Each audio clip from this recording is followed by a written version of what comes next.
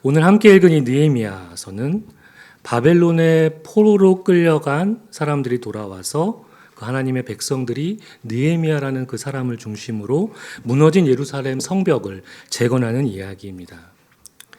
이스라엘이 바벨론 포로로 끌려가기 전에는 하나님께서는 선지자들을 통해서 그들이 하나님 외에 다른 신을 섬기며 사는 것에 대해서, 그리고 하나님의 말씀을 따라 살지 않는 그 불순종에 대해서 경고와 심판의 메시지를 보냈는데도 불구하고 그들은 끝내 죄에서 돌이키지 않았습니다. 결국 북이스라엘은 주전 722년에 아수르에게 멸망하고 남유다도 주전 586년 바벨론에게 망하게 되죠. 이후 그들은 70년 동안 바벨론 포로 생활을 하게 됩니다. 그런데 이 바벨론에 끌려간 이 남유다를 멸망시킨 바벨론 제국은 이 예루살렘 외곽에 살고 있던 빈민들에게는 땅을 내주어서 거기서 살게 하고, 대신 이 예루살렘 안에 있던 유력자들을 자신의 나라로 끌고 갔습니다. 시편 137편은 이 바벨론의 포로로 끌려간 이스라엘 백성들이 당시를 회상하면서 쓴 시입니다. 그때 이들이 떠올렸던 처절했던 그 포로 생활, 제가 세 번역으로 1절부터 6절까지 읽어드리겠습니다. 우리가 바빌론의 강변 곳곳에 앉아서 시온을 생각하면서 울었다. 그 강변 버드나무 가지에 우리의 수금을 걸어두었더니 우리를 사로잡아온 자들이 거기에서 우리에게 노래를 청하고 우리를 짓밟아 끌고 온 자들이 저희들 흥을 돋워 주기를 요구하며 시온의 노래 한 가락을 저희들을 위해 불러보라고 하는구나. 우리가 어찌 이방 땅에서 주님의 노래를 부를 수 있으랴. 예루살렘아, 내가 너를 잊는다면 내 오른손아 너는 말라 비틀어져 버려라.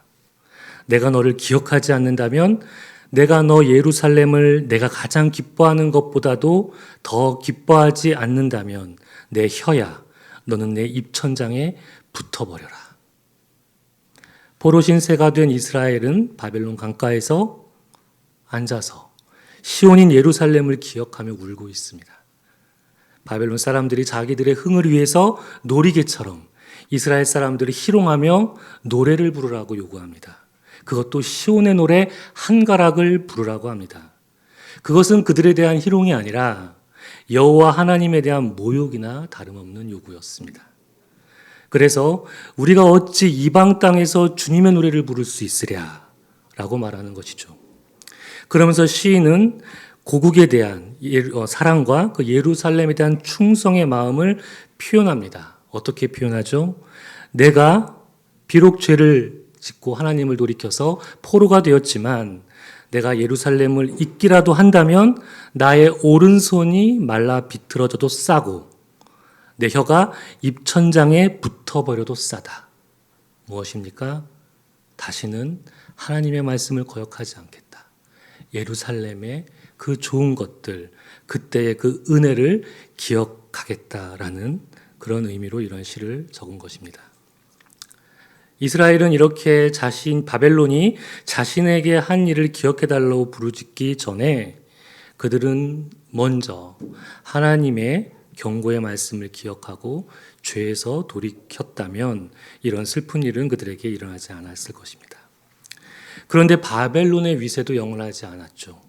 페르시아에게 망하면서 이스라엘이 고국으로 돌아갈 길이 열렸습니다. 이때 페르시아의 왕실에서 일하는 이스라엘 사람이 있었습니다. 바로 느헤미야였습니다. 그 느헤미야는 페르시아 왕실의 고위 관리로서 술 맡은 관원장이었습니다. 말 그대로 그의 책무는 왕의 독사를 막기 위해 술들을 관리하는 일이었습니다. 왕의 신복이었죠. 왕의 절대적 신뢰의 관계가 아니면 할 수 없는 일을 느헤미야가 페르시아 왕실에서 맡고 있었던 것입니다. 그가 어떻게 바벨론에 왔고 페르시아의 고위 관리가 되었는지 성경은 기록하고 있지 않지만 그의 핏줄은 분명 하나님의 언약 백성인 이스라엘이었습니다. 느헤미야는 어느 날 자신이 일하는 그 페르시아 왕실에서 고국 예루살렘의 처참한 상황을 듣게 됩니다. 동족에 대한 긍휼한 마음을 거두지 못하고 수일 동안 슬퍼하다가 금식 기도를 합니다. 그러다 결국 페르시아의 아닥사스다 왕의 허락을 받고 예루살렘에 가서 직접 이스라엘이 직면한 상황을 눈으로 봅니다. 그때 본 것은 예루살렘 성벽은 다 무너지고 성문도 불에 타고 폐허가 된 그런 모습을 본 것입니다. 느헤미야는 무너진 성벽과 성문을 재건하기로 결심하고 왕의 재가를 받아서 결국은 온갖 방해와 어려움을 기도로 극복하고 52일 만에 예루살렘의 성벽을 재건합니다. 재건하는 것이 끝이 아니라 그들의 삶의 말씀이 무너진 것을 학사 에스라가 다시 세우기 시작을 했고, 이스라엘은 에스라를 통해서 모세의 율법을 다시 듣기 시작했습니다. 그리고 그 말씀을 듣고 자신들의 죄를 자백하며 참회의 눈물로 하나님께 회개 기도를 그들이 드렸습니다. 그리고 그 기도문을 느헤미야에 보면 기록으로 남겼고, 그 기도문에는 마지막에 그렇게 하나님의 말씀을 살고자 한 각자의 이름을 서명하기까지 한 것이 느헤미야에 나와 있습니다. 그들 스스로 하나님 말씀을 지키기 위해 성전 중심의 삶을 살기로 규례까지 그들은 제정한 것을 볼 수 있습니다. 지금 제가 짧게 말씀드린 이 내용이 우리가 살펴본 11장 바로 전까지 느헤미야 9장, 10장에 일어난 상황들입니다.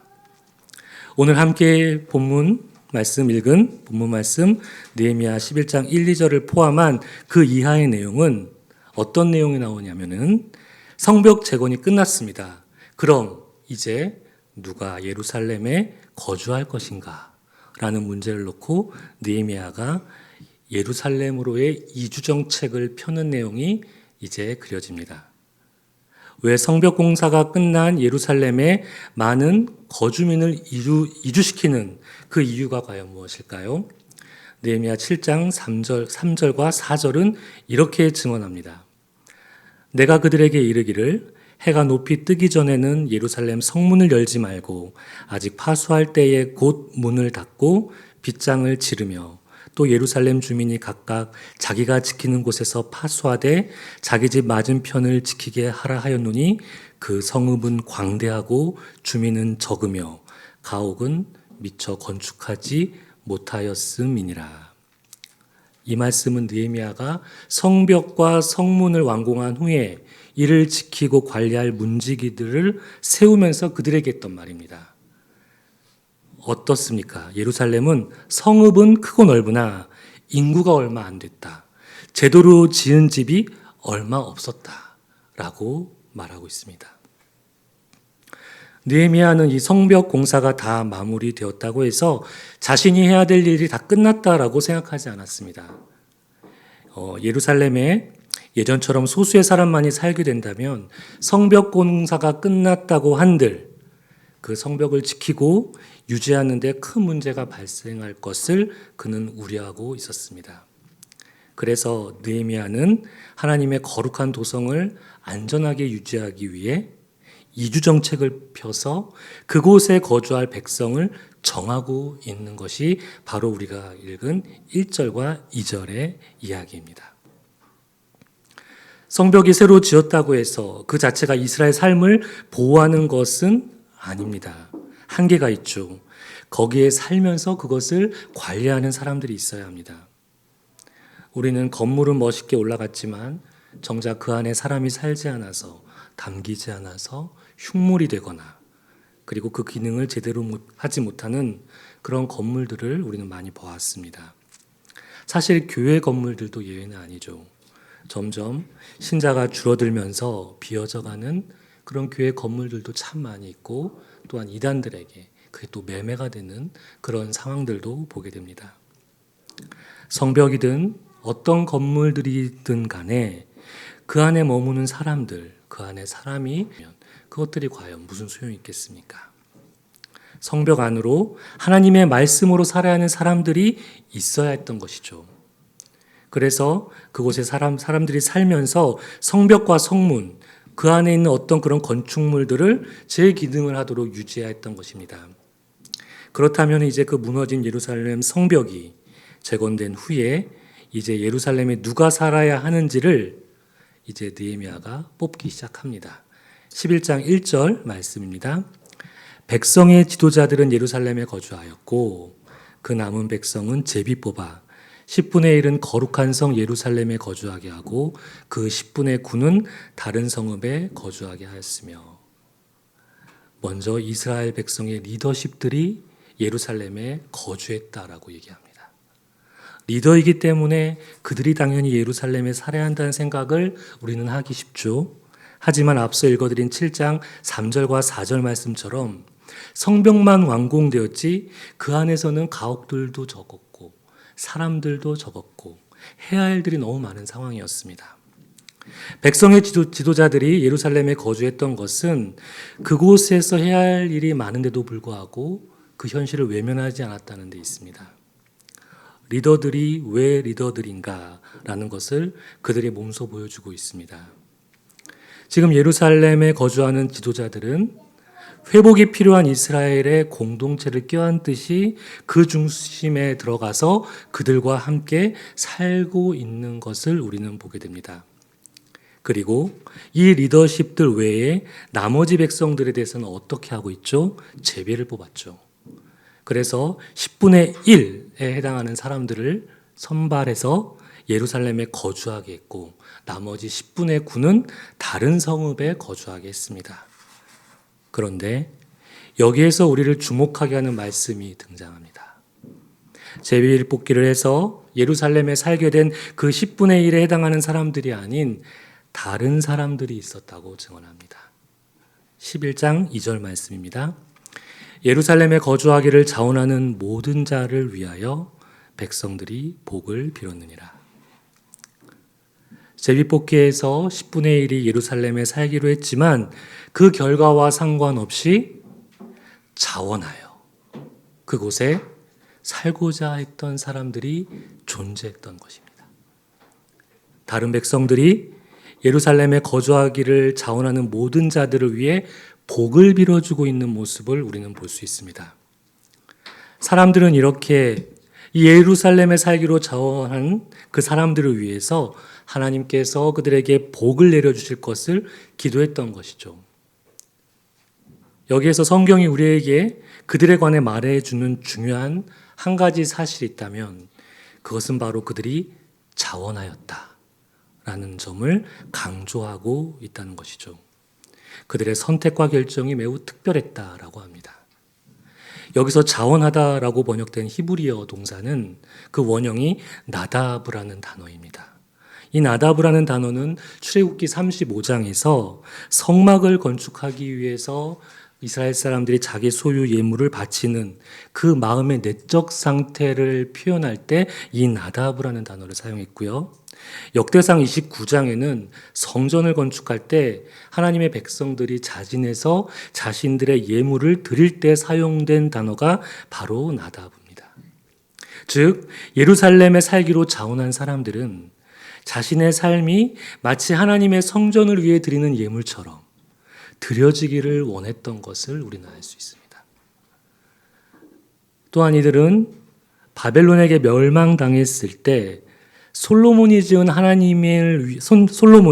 하나님을 위해 지은 그 성전이 파괴된 것을 역사적으로 경험했던 사람들일 것입니다. 그래서 이들이 자원하여서 예루살렘에 살기로 한 것은 어쩌면 자신들의 역사와 인생에서 하나님과 함께 살아갈 집을 잃고 누군가의 포로로 끌려가서 사는 것이 얼마나 비참한지를 그들이 깨달은 데서 온 게 아닐까라는 생각을 저는 해보게 되었습니다. 한편으로 이 느헤미야 11장 1절과 2절 이 두 절에 불과한 말씀을 여러분들이 자세히 읽어보면은 예루살렘에 거주하다라는 어구가 3번이나 반복된 것을 볼 수 있습니다. 영어 성경을 참고하면은 동일하게도 live in 예루살렘 이 어구가 이 두 절에 3번이나 반복이 됩니다. 예루살렘에서 산다. 예루살렘에서 산다. 예루살렘에서 산다. 과연 예루살렘에서 산다는 게 도대체 무엇인지를 우리로 하여금 한번 생각해 보라고 3번이나 반복해서 말해주고 있습니다. 우리 각자의 삶에 그리고 우리 마음속에 하나님의 성전이 무너지고 예루살렘 성벽이 회파되었다면 우리는 과연 예루살렘이란 곳에 살 수 있을까요? 결코 그렇지 않을 것입니다. 내 안에 하나님이 거하는 집이 없는데 우리가 어떻게 예루살렘에 살 수 있을까요? 그래서 제게 이 리브인 예루살렘이라는 말은 우리 마음속에 쓰러진 주님의 집, 주님과 함께 살아갈 집을 새롭게 짓고 살아가는 삶이 되어야 한다는 의미로 다가옵니다. 그렇다면 여러분에게 예루살렘에서 사는 것은 어떤 의미로 다가오는지요? 비록 우리가 그것을 눈으로 볼 수는 없습니다. 하지만 우리 삶에 하나님과 함께 살아가는 그 집이 무너져 있다면 여러분 자신이 여러분들을 제일 가장 잘 알죠. 그 집이 무너졌는지 멀쩡한지. 하나님과 우리의 관계가 무너질 듯 허술해졌다면 그런 상황인 것을 알아차렸을 때 다시 바로잡고 재건하려고 마음을 다잡는 것. 저는 그것이 자원하는 삶의 첫 시작이 아닐까 생각합니다. 그들은 이제 예루살렘에 들어가 살기로 자원했기 때문에 그들의 삶의 방향과 중심은 이제 예루살렘으로 옮겨질 것입니다. 그런데 여기 그로부터 약 400여 년 이상 흘러 예루살렘으로 향하기로 작정한 또 한 분이 계십니다. 누가복음 19장 28절로 30절 말씀입니다. 예수께서 이 말씀을 하시고 예루살렘을 향하여 앞서서 가시더라. 감람원이라 불리는 산 쪽에 있는 벳바게와 베다니에 가까이 가셨을 때에 제자 중 2를 보내시며 이르시되 너희는 맞은편 마을로 가라. 그리로 들어가면 아직 아무도 타보지 않은 나귀 새끼가 매어 있는 것을 보리니 풀어 끌고 오라. 그분 누구입니까? 바로 예수 그리스도였습니다. 예수님은 예루살렘을 향하여 제자들보다 앞서서 걸어가고 계셨던 것입니다. 예루살렘 근처의 당도에서는 제자들을 시켜서 나귀 새끼를 데려오라고 했습니다. 왜 주님께서는 나귀 새끼를 타고 예루살렘으로 향하려 했을까요? 스가랴 9장 9절 말씀입니다. 시온에 따라 크게 기뻐할지어다. 예루살렘에 따라 즐거이 부를지어다. 보라, 내 왕이 내게 임하시나니 그는 공의로우시며 구원을 베푸시며 겸손하여서 나귀를 타시나니 나귀의 작은 것 곧 나귀 새끼니라.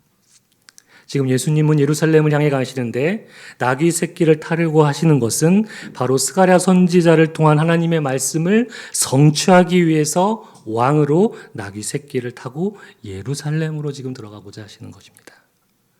주님도 자신이 왕인 것을 아셨고 이제 하나님의 때가 되어 왕으로서 예루살렘에 입성하시는 것입니다.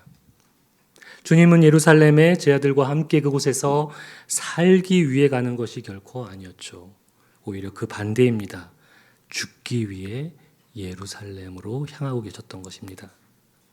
왜냐하면 예수님이 예루살렘에서 죽으셔야만 주님을 왕으로 구원자로 인생의 주인이라고 믿음으로 고백한 자들이 죄와 사망에서 해방될 수 있기 때문입니다. 다시 말해 우리를 살리기 위해서 예루살렘에 가기로 한 것입니다. 성부 하나님의 뜻에 하나가 되셔서 우리를 위해 기꺼이 자원하는 마음으로 예수님께서는 당신의 몸과 피가 우리의 죄를 속량하는 제물이 되기로 한 것이죠. 예수님께서 예루살렘에 오셔서 고난당하고 죽으심으로 우리가 하나님과 화목해 되어 비로소 하나님과 함께 살아갈 길을 열어주시고자 하셨던 것입니다. 예수님께서 십자가 고난을 당하시고 죽으심으로써 우리가 하나님 나라에 들어가 살아갈 수 있는 그 구원의 문이 되어주시기 위해 주님은 나귀를 타고 예루살렘으로 들어가고 계시는 것입니다. 더 이상 우리가 죄의 포로로 끌려다니면서 살지 않아도 되는 길을 우리에게 주신 것이죠. 제가 앞서 시편 137편에서 바벨론의 포로로 끌려가 비참하게 살았던 모습을 우리가 생생히 먼저 살펴보았습니다. 마치 주님께서 예루살렘에 들어가 우리를 위해 십자가에서 죽지 않으셨다면 우리는 어떻게 될까요? 우리는 죄의 놀이개가 되어 그 앞에서 재주나 부리며 끼나 부리며 살아가는 인생이 되었을 것입니다. 마치 바빌론 강가에서 너 한번 노래 불러봐라. 우리 하는 그런 모든 행동이다. 죄 앞에서 재주 부리는 삶이죠. 하나님과 함께 살아가는 것이 우리의 기쁨이 되지 못하고 욕망을 채우며 살아가는데 더 기쁨을 느끼는 삶. 겉으로 볼 때는 행복해 보이고 멋있게 사는 것처럼 보이는, 하지만 우리를 현혹시키는 삶의 이미지들, 결국 죄 앞에서 끼 부리며 재주나 부리는 삶이 아니고 무엇이겠습니까? 그래서 시편 137편 6절의 말씀은 가슴에 사무칩니다. 내가 너 예루살렘을 내가 가장 기뻐하는 것보다 더 기뻐하지 않는다면 내 혀야 너는 내 입천장에 붙어버려라. 과연 우리 중에 누가 내가 가장 기뻐하는 그 어떤 것보다도 예수 그리스도를 내가 더 기뻐하지 않는다면 내 혀가 입천장에 달라붙어도 된다고 자신 있게 말할 수 있는 사람이 누가 있습니까? 우리 중에? 아니, 우리는 그렇게 고백해야 하는 자들이 되어야 합니다. 왜냐하면 우리의 최상의 기쁨이 되어주시기 위해 예루살렘에 들어와 우리를 위해 죽으심으로 우리와 함께 살기로 하나님 뜻 가운데 주님께서 자원하셨기 때문입니다. 사랑하는 예수로 사는 교회와 얼비교회 성도 여러분, 느헤미야 때 제비뽑기 결과와 상관없이 예루살렘에 들어가 살기로 자원한 사람들은 예루살렘을 향한 하나님의 마음과 하나가 된 사람들이었습니다. 그리고 새끼 나귀를 타고 예루살렘에 입성하기로 자원하신 예수님 역시 우리를 죄의 포로에서 구원하시기로 작정하신 성부 하나님의 그 마음과 하나가 되셨기에 예루살렘으로 들어가실 수 있었던 것입니다. 이제 우리 차례입니다. 우리는 하나님 마음과 하나가 되고자 어디에서 살기로 자원해야 하는 사람들입니까? 저는 지난 이틀간 교회를 향한 하나님의 마음과 하나가 되고자 하시는 얼빅교회 성도는 저뿐이 없었고 예수로 사는 교회의 성도님들을 보면서 저는 그렇게 느꼈습니다. 비록 몸은 힘들었어도 주님의 몸된 교회를 세워가는 것이 어떤 건지를 제가 배울 수 있었고, 여러분들의 그러한 수고는 교회를 향한 하나님의 마음과 하나가 되고자 하는 여러분들의 시간과 노동을 하나님께 드린 그런 것이 아니었나라는 생각을 해봤습니다. Live in 예루살렘. 그것은 우리 삶이 하나님과 함께 살아가는 곳으로 조성되어 간다는 것을 의미합니다. 교회 이전의 과정에서 우리가 교회 물품을 나르고 정리하는 일들에 우리의 시간과 노동을 자원하면서 드린 그 아름다운 모습, 앞으로 해야 할 일이 많은 예루살렘에 살기로 결정한 그 이스라엘 사람들의 그 모습이 이와 비슷하지 않았을까라는 생각을 저는 감히 해보았습니다. 오늘은 고난주일이고 다음 주일은 부활절입니다. 예수님은 십자가에 매달려 돌아가시기 위해 예루살렘에 오셨지만 그것은 하나님의 집이 무너진 우리 마음에 다시 부활하시려고 오신 것입니다. 그 안에서 우리와 함께 살기 위해 오셨다는 것을 기억하며 주님의 고난에 기도와 삶으로 동참하는 한 주간이 되길 소망합니다.